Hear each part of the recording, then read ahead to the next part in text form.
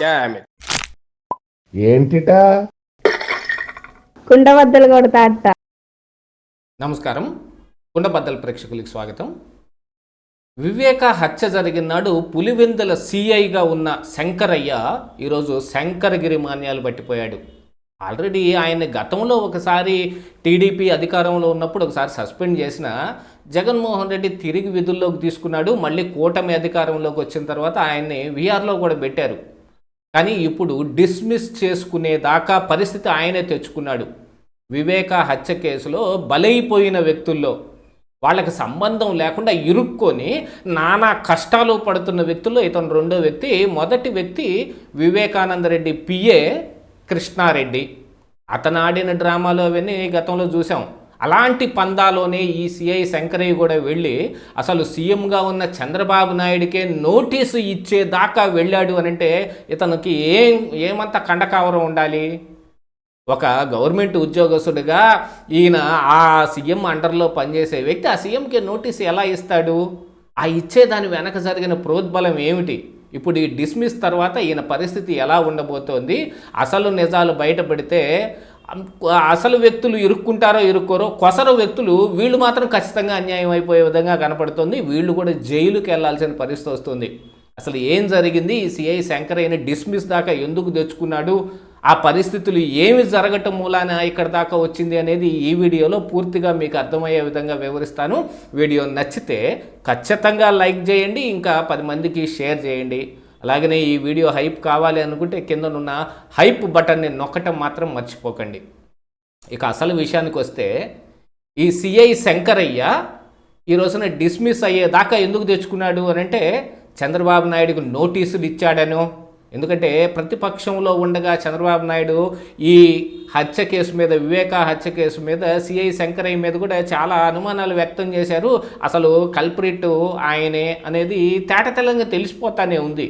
CBI అప్పుడు దర్యాప్తు విచారణాధికారిగా ఉన్న ఈ రామ్ సింగ్ కూడా దీని మీదనే ఎక్కువ కాన్సన్ట్రేషన్ కూడా చేశారు. అప్పట్లో ఈ సిఐ శంకరయ్యను విచారించినప్పటికీ వాళ్ళు నన్ను బెదిరించారు, ఆ రక్తపు మడకలు తుడుచుకోవటానికి వాళ్ళకి నేను సహకరించక తప్పలేదు, లేకపోతే ఆ బాడీ పడి ఉన్న తీరును కానీ బాడీ పైన ఉన్న గాయాలను చూసినా కానీ ఈజీగా ఇది హత్యేనని అర్థమైపోతున్నా కూడా ఈయన హత్యలాగా దాన్ని ఆ పోస్ట్ మార్టంకి రెఫర్ చేయకుండా వాళ్ళకు కావాల్సిన విధంగా సహకరించటానికి వెనకున్న ఉద్దేశం ఏమిటి అనేది వివరించాడు. దీన్ని మెజిస్ట్రేట్ ముందు వాంగ్మూలం లాగా నమోదు చేసుకోవటానికి ఆయన రమ్మంటే తర్వాత ఫ్లైట్ ఫిరాయించి రాలేదు. ఇక ఆ తరువాత జరిగిన పరిణామాలు ఏమున్నాయి? అప్పుడు అధికారంలో ఉన్న చంద్రబాబు నాయుడు చేతిలో కత్తి పెట్టి నారాసుర రక్త చరిత్ర అని సాక్షిలో ఏం కథనాలు వచ్చినాయి? వీటన్నిటి పర్యవసానాల మీదట ఈ సిఐ శంకరయ్యే మొత్తం ఇందులో ఈయన సరిగా పనిచేయకపోవటం మూలానే మొత్తం ఇదంతా జరిగింది అని అతన్ని సస్పెండ్ చేశారు. అసలు చాలా ఇప్పుడు ఈ హత్య కేసు లాంటి వాటిల్లో ఆధారాలు చాలా ఇంపార్టెంటు. ఆధారాలు దొరకకుండా రక్తపు మరకలు తుడిచేసిన దాని మీద కానీ, ఈ బాడీ మీద ఉన్న గాయాలని ఐడెంటిఫై చేయకుండా ఫస్ట్ వాటికి కుట్లేసే ప్రయత్నాలు చేసిన దాన్ని కూడా విస్మరించేసి వీటన్నిటితోటి పక్కదోవ పట్టించే కార్యక్రమం చేపట్టారు. కానీ ఆ సమయంలో అక్కడ వాళ్ళు వేసుకున్న ప్లాను, ఆ హంతకులు ఎవరైతే ఉన్నారో వాళ్ళు వేసుకున్న ప్లాను అసలు ఫస్ట్ అక్కడే బిడిచికొట్టింది. ఎందుకంటే అక్కడ వివేకానందరెడ్డి చేత ఒక లెటర్ రాపించారనో, లేదు వీళ్ళే ఆయన రాసినట్టుగా అక్కడ పెట్టారనో ఉన్న ఒక లెటర్ కనుక ముందుగానే ఈ అవినాష్ రెడ్డికో ఈ బంధువులకో ఎవరికో ఒకళ్ళకి ఇలాంటి వాళ్ళకి దొరికింటే ఆ హత్యా నేరం మరి ఆ డ్రైవర్ మీదకి వెళ్ళుండేదేమో. కానీ అది ముందుగా పిఏ కృష్ణారెడ్డికి దొరికింది. ఆయన కూడా మరి సునీత భర్త అయిన నర్రెడ్డి రాజశేఖర్ రెడ్డికి ఈ విషయం చెప్పటం మూలాన ఆ లెటర్ని దాచిపెట్టి ఎవరికి ఇవ్వక నేను వచ్చినాక నాకే ఇవ్వు అని చెప్పిన తర్వాత ఆ విషయం అప్పుడు పిఏ కృష్ణారెడ్డి అలాగనే చేశాడు. కానీ ఆ తరువాత జరిగిన పరిణామాలు వీటన్నిటి మూలాన ఇప్పుడు ఆ లెటర్ కూడా నిన్హైడ్రిన్ టెస్ట్కి అక్కడ మరి ల్యాబ్ దాకా వెళ్ళింది. అది ఆయనే రాశాడా, లేదు ఎవరన్నా చేత్తో పట్టుకొని రాపించారా, దాంట్లో ఉన్న ఇవి మొత్తం బయటకు తెలియటానికి ఇప్పుడు అది నిన్హైడ్రిన్ టెస్ట్లో ఉంది. కానీ తర్వాత పిఏ కృష్ణారెడ్డిని, ఎందుకంటే డబ్బుకు లోకం దాసోహం, ఇలాంటి వాళ్ళందరూ బాగా ఏదో ఏదో ఒక మొత్తం దగ్గర లొంగిపోవాల్సిందే. ఆ తరువాత ఆ పిఏ కృష్ణారెడ్డి నన్ను సునీత ఈ నర్రెడ్డి రాజశేఖర్ రెడ్డి బెదిరించటం మూలాన నేను ఈ రకంగా చెప్పవలసి వచ్చింది. వీళ్ళు నన్ను సిబిఐ విచారణాధికారి అయిన రామ్ సింగ్ నన్ను తీవ్రంగా కొట్టాడు, నన్ను చిత్రహింసలు చేశారు అని చెప్పి వీళ్ళ మీదనే ఆయన ఈ కేసు పెట్టేదాకా వచ్చాడు. ప్రస్తుతానికి ఇప్పుడు ఆ కేసులన్నీ కొట్టివేయబడ్డాయి. ఇందులో అలాంటిది ఏది జరగలేదనేది కూడా బయటకు వచ్చేసింది.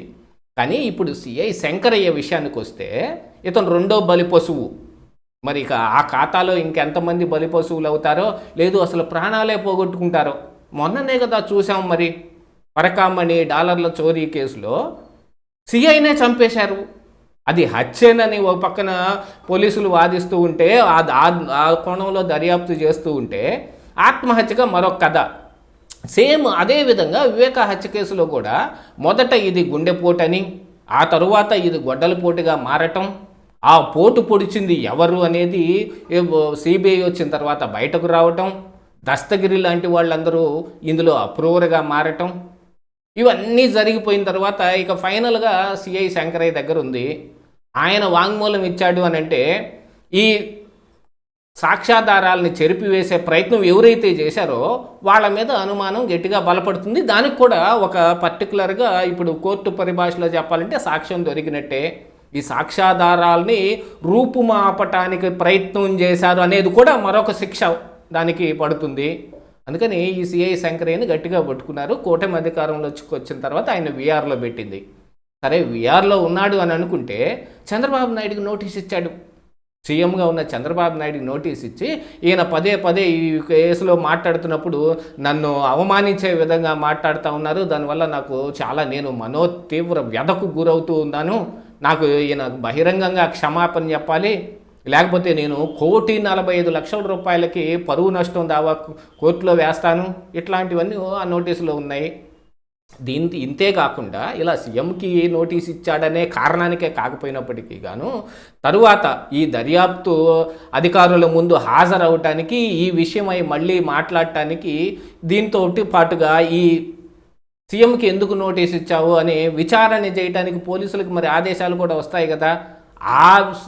ఆ విచారణ కోసం పిలుస్తున్న సిఐ శంకరయ్య రావటం లేదు. దాని కారణానికి ఈ రోజున సస్పెండ్ అయ్యాడు. ఆయన్ని డిస్మిస్ చేశారు. సస్పెండ్ కాదు, డిస్మిస్సే చేయవలసిన పరిస్థితి వచ్చింది. ఎందుకంటే రూల్స్ అండ్ రెగ్యులేషన్స్ అలా ఉంటాయి. ఊరికి ఉత్తి పుణ్యానికి ఈ గవర్నమెంట్ అధికారులు మొత్తాన్ని ఏమి కూర్చోబెట్టి వాళ్ళకి కావాల్సిన విధంగా ఏం చెయ్యరు కదా. రూల్స్ అండ్ రెగ్యులేషన్స్ ఫాలో అయితే ఇలాగనే డిస్మిస్ అవుతారు. మరి ఈ డిస్మిస్ అయిన తర్వాత అతనికి బుద్ధి వస్తుందా, లేకపోతే మరి జగన్మోహన్ రెడ్డి ఏదైనా మనకి ఫర్ చేస్తాడేమో, అవినాష్ రెడ్డి ఏదైనా పెద్ద మొత్తంలో ఇస్తాడేమో అని వాళ్ళకే లొంగిపోయి వాళ్ళ పక్షాన ఉంటాడా అనేది ఇన్ ఫ్యూచర్ తెలియాల్సిన అవసరం ఉంది. కాకపోతే కూటమి ఇంకా 3 సంవత్సరాలు అధికారంలో ఉంటుంది కాబట్టి వీళ్ళందరూ ఎప్పుడైనా మారిపోయే అవకాశం ఉంది. ఈ కేసు మళ్ళీ తిరిగి వాళ్ళ మీదకే రావడానికి చాలా ఎక్కువగా స్కోప్ కనపడుతోంది. ఇదే ఈరోజు కుండబద్దలు.